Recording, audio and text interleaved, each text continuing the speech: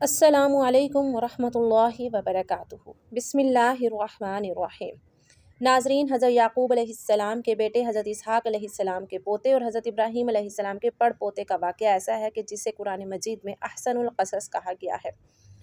आज हम आपको इसी अहसनुल क़सस के बारे में बताएंगे कि कैसे हज़रत ज़ुलेखा हज़रत यूसुफ़ अलैहिस्सलाम के इश्क में मुब्तला होकर गुनाह की तरफ माइल हुई और फिर सच्ची तौबा के बाद उन दोनों की शादी हो गई और फिर अल्लाह पाक ने उनके बतन से 2 पैगंबर पैदा किए। उनकी शादी का किस्सा जो कि वीडियो के आखिर में बयान किया जाएगा, एक बहुत ही नज़ाला किस्सा है। वीडियो को मुकम्मल देखिएगा। राईल जो कि तारीख़ी किताबों में ज़ुलेखा के नाम से मशहूर हुई, वो तैमूस बादशाह की इंतहाई खूबसूरत शहज़ादी थी। अल्लामा इब्ने कसीर लिखते हैं, 9 साल की उम्र में ज़ुलेखा को हज़रत यूसुफ़ अलैहिस्सलाम का दीदार ख्वाब में होता है। वो उसी वक्त उनकी दीवानी हो जाती हैं। कुछ सालों बाद उनको हज़रत यूसुफ़ अलैहिस्सलाम दोबारा ख्वाब में अज़ीज़ मिस्र के रूप में नज़र आते हैं और ज़ुलेखा बीबी की किस्मत ऐसी कि उसी साल अज़ीज़ मिस्र का रिश्ता उनके लिए भेजा जाता है। वो फ़ौरन शादी के लिए हाँ कर देती हैं, लेकिन वो रिश्ता उस वक्त के अज़ीज़ मिस्र अतफ़ीर बिन रुहैब का था। शादी की रात उनको पता चलता है कि ये वो लड़का नहीं है जो मुझे ख्वाब में नज़र आता है। कुछ ही अरसे बाद हज़रत यूसुफ़ अलैहिस्सलाम मिस्र के बाज़ार में बिकने के लिए लाए जाते हैं और ज़ुलेखा के शौहर अज़ीज़ मिस्र इत्फ़ीर बिन रुहैब हज़रत यूसुफ़ अलैहिस्सलाम को उनके वज़न के बराबर सोने, वज़न के बराबर मुश्क और रेशमी कपड़े के ख़रीद लेता है और घर ले आता है। अल्लाह पाक कुरान पाक में फरमाता है, मिस्र वालों में से जिसने उसे हज़रत यूसुफ़ अलैहिस्सलाम को ख़रीदा था, उसने अपनी बीवी से कहा, इसे बहुत इज़्ज़त और एहतराम के साथ रखो, बहुत मुमकिन है कि हमें फ़ायदा पहुँचाए या इसे हम अपना बेटा ही बना लें। यूँ हमने मिस्र की सरज़मीन में यूसुफ़ अलैहिस्सलाम के कदम जमा दिए। इस तरह हज़रत यूसुफ़ अलैहिस्सलाम महल में सुकून से रहने लगे। जैसे ही आपने जवानी की दहलीज़ पर कदम रखा तो ज़ुलेखा जो कि पहले ही आपको ख्वाब में देख चुकी थी, वो आप पर फ़रिश्ता हो गई। अल्लाह पाक फरमाता है, और जिस औरत के घर में था वो उसे फिसलाने लगी और दरवाजे बंद कर लिए और कहने लगी, लो आओ। उस हज़रत यूसुफ़ अलैहिस्सलाम ने कहा, अल्लाह की पनाह, वो यानी तेरे मियाँ तो मेरे आका है जिसने मुझे इज़्ज़त से रखा है और मैं ऐसा जुल्म नहीं कर सकता। बेशक ज़ालिम निजात नहीं पाते। चुनांचे ज़ुलेखा दरवाजे बंद करके हज़रत यूसुफ़ अलैहिस्सलाम से अपनी ख्वाहिश पूरी करना चाहती थी, लेकिन हज़रत यूसुफ़ अलैहिस्सलाम दरवाजे की तरफ भागे और दरवाजे अल्लाह के हुक्म से खुलते गए। ज़ुलेखा ने हज़रत यूसुफ़ अलैहिस्सलाम को भागते हुए पीछे से पकड़ा, जिससे उनकी कमीज़ पीछे से फट गई।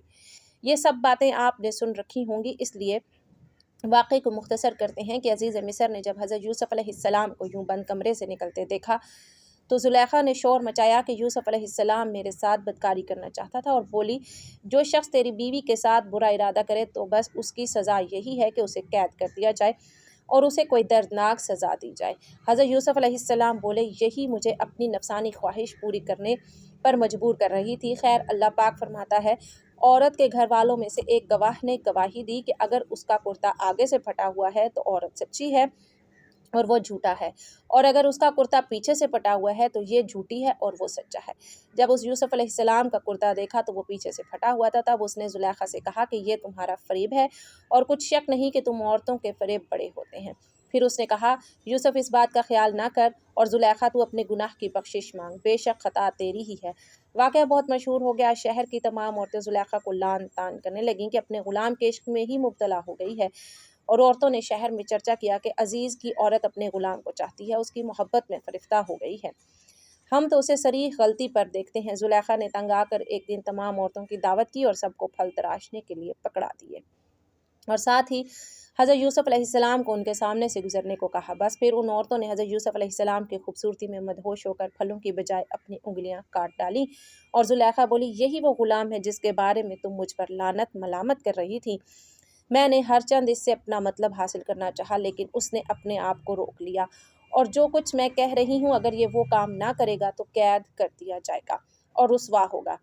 खैर, ज़ुलेखा के मिन्नत समाजत करने पे कि मेरी बीवी की इज़्ज़त पूरे शहर में दाव पर लग गई, अज़ीज़ मिस्र ने हज़रत यूसुफ़ को कैद में डाल दिया। फिर 7 साल बाद एक इंतहाई अजीब व गरीब अज़ीज़ मिस्र के ख्वाब की ताबीर बताने पर हज़रत यूसुफ़ को रिहाई मिल गई। अज़ीज़ मिस्र अपनी वफ़ात से पहले ही तमाम इख्तियारात हज़रत यूसुफ़ अलैहिस्सलाम के हाथ कर गए। चुनाचा उसकी वफ़ात के बाद रियान बिन वलीद ने हज़रत यूसुफ़ अलैहिस्सलाम को ही अज़ीज़ मिस्र बना दिया। चलिए अब चलते हैं कि इस बात की तरफ कि इन दोनों की शादी कैसे हुई। अज़ीज़ मिस्र की वफ़ात के बाद ज़ुलेखा तंग दस्तों मोहताज हो चुकी थीं और आंखों की बिनाई भी चली गई थी, तो किसी ने उन्हें मशवरा दिया कि अगर आप हज़रत यूसुफ़ अलैहिस्सलाम जो कि अब शाह मिस्र भी हैं, उनसे अपना मामला ज़िक्र करें तो हो सकता है कि वो आप पर रहम करें और आपकी मदद फरमाकर आपको गनी कर दें।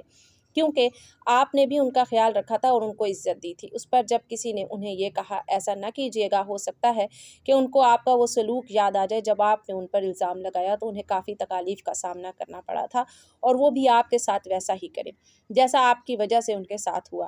تو فرمانے لگی میں ان کی بردباری اور کرم نوازی کو جانتی ہوں۔ چنانچہ آپ حضرت یوسف علیہ السلام کی گزرگاہ میں ایک ٹیلے پر بیٹھ کر ان کا انتظار کرنے لگی۔ جب آپ قوم کے تقریباً 1,00,000 معزز لوگوں اور وزیروں و مشیروں کے ساتھ نکلے اور بی بی زلیخا نے حضرت یوسف علیہ السلام کی خوشبو محسوس کی تو آپ کھڑی ہوئیں اور آواز دی، پاکی ہے اس کے لیے جس نے معصیت کے سبب بادشاہ کو غلام اور اطاعت کے سبب غلام کو بادشاہ بنا دیا۔ آپ نے پوچھا تم کون ہو؟ عرض کی میں وہی ہوں جو آپ کی خدمت خود کرتی تھی، آپ کے بالوں میں اپنے ہاتھ سے کنگھی کرتی تھی، آپ کے رہنے کی جگہ کی خود صفائی کرتی تھی۔ مجھے میرے کیے کی سزا مل چکی، میری قوت ختم ہو گئی، میرا مال ضائع ہو گیا، میری آنکھوں کی روشنی ختم ہو گئی اور میں لوگوں سے سوال کرنے پر مجبور ہو گئی ہوں۔ پہلے مصر کے لوگ میری نعمت کو دیکھ کر رشک کرتے تھے اور اب میں اس سے محروم ہو چکی ہوں، کیونکہ فساد کرنے والوں کی یہی سزا ہے۔ یہ سن کر حضرت یوسف علیہ السلام بہت زیادہ روئے اور زلیخا سے فرمایا کیا تیرے دل میں میری محبت میں سے کچھ باقی ہے؟ آپ نے عرض کی جی ہاں، اس کی قسم جس نے حضرت ابراہیم کو خلیل بنایا، مجھے آپ کی طرف دیکھنا زمین بھر سونا چاندی ملنے سے زیادہ محبوب ہے۔ آپ وہاں سے چلے گئے اور حضرت زلیخا کی طرف پیغام بھیجا، اگر تمہاری رضامندی ہو تو ہم تم سے نکاح کر لیں، اور اگر تم شادی شدہ ہو تو تمہیں غنی کر دیں۔ آپ نے حضرت یوسف علیہ السلام کے پیغام لانے والے سے کہا میں جانتی ہوں کہ وہ مجھ سے مذاق کر رہے ہیں، کیونکہ میری جوانی اور حسن و جمال کے وقت تو انہوں نے میری طرف توجہ نہیں دی، اور اب جب کہ میں بوڑھی، اندھی اور فقیر ہوں تو وہ مجھے کیسے قبول کر سکتے ہیں؟ بہرحال حضرت یوسف علیہ السلام نے ان سے نکاح کر لیا اور ان کے پاس آئے، پھر نماز پڑھی اور اللہ پاک سے اس کے اسم اعظم کے وسیلے سے دعا کی تو اللہ پاک نے حضرت زلیخا رحمۃ اللہ علیہا کا حسن و جمال، بصارت اور جوانی لوٹا دی۔ نکاح کے وقت آپ باکرہ تھیں اور آپ سے ابراہیم بن یوسف اور منشا بن یوسف پیدا ہوئے۔ یہاں پر امام قرطبی الجامع الحکام القرآن اور محشری الکشاف پر لکھتے ہیں کہ مصر کے بادشاہ نے عزیز مصر کی وفات کے بعد زلیخا کی شادی حضرت یوسف علیہ السلام سے کر دی۔ حضرت یوسف علیہ السلام نے شادی کی رات حضرت زلیخا سے کہا کیا یہ اس سے بہتر نہیں ہے جو تم چاہتی تھی؟ وہ کہنے لگی اے یوسف مجھے ملامت نہ کرے، میں حسین و جمیل نازوں میں پہلی تھی اور میرا شوہر بھی ایسا تھا کہ جو عورتوں کے پاس نہیں آتا تھا، یعنی نامرد تھا، اور اللہ نے آپ کو وہ حسن دیا تھا کہ میرا نفس مجھ پر غالب آ گیا تھا۔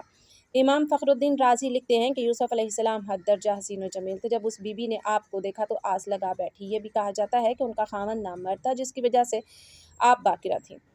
حافظ ابن کثیر لکھتے ہیں کہ عزیز مصر کی وفات کے بعد کہ جو عورتوں کے پاس نہیں جاتا تھا، حضرت یوسف علیہ السلام کی شادی حضرت زلیخا سے مصر کے بادشاہ نے کروا دی، جس سے حضرت یوسف کے 2 بیٹے پیدا ہوئے۔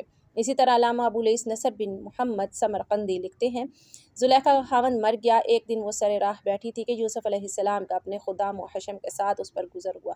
زلیخا بولی سب تعریفیں اس خدا کے لیے جس نے غلام کو اپنی عبادت کے بدلے بادشاہ بنا دیا اور بادشاہ کو اس کی نافرمانی کے بدلے غلام بنا دیا۔ اور یوسف علیہ السلام نے ان سے شادی کی اور انہیں کنواری پایا۔ شادی سے پہلے چونکہ آپ ایمان لا چکی تھیں تو اس لیے شادی کی پہلی رات سے ہی عبادت خداوندی میں خود کو غرق کر لیا اور اللہ پاک کا حکم آنے کے بعد ہی حق زوجیت ادا ہوا۔ حضرت یوسف علیہ السلام کو بادشاہت عطا فرمائی تو حضرت یوسف علیہ السلام کے سوتیلے بھائی اپنی بھائی بنیامین کی رہائی کے لیے گئے تو حضرت یوسف علیہ السلام نے حضرت یعقوب علیہ السلام کا پیغام پہنچایا۔ جب حضرت یوسف علیہ السلام نے اپنے والد گرامی کا لکھا ہوا خط پڑھا تو آنکھوں میں آنسو آ گئے تھے۔ اس خط کو پڑھنے کے بعد حضرت یوسف علیہ السلام نے اپنے سب بھائیوں کو آگاہ کیا کہ میں آپ کا بھائی ہی ہوں جس کو آپ بچپن میں کنویں میں پھینک کر گئے تھے۔ حضرت یوسف علیہ السلام کی زبان سے یہ بات سن کر انہوں نے اپنی غلطی کی معافی مانگی اور حضرت یوسف علیہ السلام نے ان سب کو معاف کر دیا۔ اپنے بھائیوں کو حضرت یوسف علیہ السلام نے اپنی قمیض دی کہ میری قمیض ابا جان کے چہرے مبارک پر ڈالنا تو ان کی آنکھوں کی بینائی واپس آ جائے گی۔ جب ہمارے بابا کی بینائی واپس آ جائے گی تو آپ سب گھر والے میرے پاس مصر میں تشریف لے آنا۔ یہ بات سن کر آپ علیہ السلام کے سب سے بڑا بھائی یہودا کہنے لگا کہ میں یہ کرتا لے کر جاؤں گا، میں ابا جان کو یہ قمیض دوں گا کیونکہ میں نے حضرت یوسف علیہ السلام کا بکری کے خون سے تر کرتا ابا جان کو دیا، جس کی وجہ سے ابا جان کو بہت ہی تکلیف تھی۔ جب میں یہ کرتا ابا جان کے حوالے کروں گا تو ان کو بہت ہی زیادہ خوشی ہوگی، جس کی وجہ سے وہ مجھے معاف کر دیں گے۔ حضرت یوسف علیہ السلام کا بھائی یہودا وہ کرتا لے کر مصر سے کنعان کی طرف گیا۔ حضرت یوسف علیہ السلام نے اپنے باپ اور گھر والوں کو لانے کے لیے 200 سواریاں بھی ہمراہ بھیجیں۔ یہودا جیسے جیسے مصر سے کنعان کے قریب جا رہا تھا تو حضرت یوسف علیہ السلام کے کرتے کی خوشبو حضرت یعقوب علیہ السلام کو آ رہی تھی۔ اس کا ذکر حضرت یعقوب علیہ السلام اپنے پوتوں سے کیا تھا۔ اس بات کا تذکرہ قرآن مجید میں اس طرح سے بیان کیا گیا ہے کہ حضرت یعقوب علیہ السلام کہنے لگے کہ اگر تم مجھے یہ نہ کہو کہ بوڑھا سٹھیا گیا ہے تو مجھے حضرت یوسف علیہ السلام کی خوشبو آ رہی ہے۔ تو حضرت یعقوب علیہ السلام کے پوتوں نے کہا آپ علیہ السلام اب بھی اس پرانی بات پر اڑے ہوئے ہیں، بھلا کہاں حضرت یوسف علیہ السلام اور کہاں ان کی خوشبو۔ یہودا جب حضرت یوسف علیہ السلام کا کرتا لے کر اپنے باپ کے پاس گئے، انہوں نے کرتا حضرت یعقوب علیہ السلام کی آنکھوں پر ڈالا تو ان کی آنکھوں کی بینائی واپس لوٹ آئی، جس پر حضرت یعقوب علیہ السلام نے کہا کیا میں نے تم سے یہ نہیں کہا تھا کہ اللہ تعالیٰ کے بارے میں جتنا میں جانتا ہوں تم نہیں جانتے۔ اس کے بعد حضرت یعقوب علیہ السلام نے تہجد کی نماز پڑھ کر اللہ تعالیٰ سے دعا کی، یا اللہ میرے سب بیٹوں کو معاف فرما۔ تو اللہ تعالیٰ نے آپ علیہ السلام کی دعا کی قبول کی، حضرت یوسف علیہ السلام کے سب بھائیوں کو معاف فرما دیا۔ حضرت یعقوب علیہ السلام نے اپنے 72 یا 73 خاندان کے لوگوں کے ہمراہ حضرت یوسف علیہ السلام کی طرف روانہ ہو گئے۔ جب حضرت یعقوب علیہ السلام کا قافلہ مصر کے پاس پہنچا تو حضرت یوسف علیہ السلام بہت ہی بڑے جلوس کے ساتھ اپنے خاندان کا استقبال کرنے کے لیے مصر کے دونوں اطراف کھڑے تھے۔ لشکر کی بہت ہی زیادہ تعداد دیکھ کر حضرت یعقوب علیہ السلام نے اپنے بیٹے یہودا سے پوچھا کیا یہ فرعون مصر کا لشکر تو نہیں ہے؟ یہودا نے جواب دیا ابا جان یہ آپ کے بیٹے حضرت یوسف علیہ السلام کا لشکر ہے جو آپ علیہ السلام اور گھر والوں کے استقبال کے لیے کھڑے ہیں۔ یہ بات سن کر حضرت یعقوب علیہ السلام حیران ہوئے تو اللہ تعالیٰ نے حضرت جبرائیل امین علیہ السلام کو حکم دیا کہ حضرت یعقوب علیہ السلام کو فرماؤ کہ ذرا اپنا سر اوپر اٹھا کر دیکھو، آسمانوں کے فرشتے بھی آپ کی خوشی میں شامل ہونے کے لیے تشریف لائے ہیں۔ جو آپ علیہ السلام کے ساتھ حضرت یوسف علیہ السلام کے جدا ہونے کے غم میں روتے رہے، اس کے بعد حضرت یعقوب علیہ السلام اپنے لختے جگر حضرت یوسف علیہ السلام کو ملے۔ 40 سالوں کے بعد ہونے والی ملاقات نے باپ اور بیٹے کی آنکھیں نم کر دی۔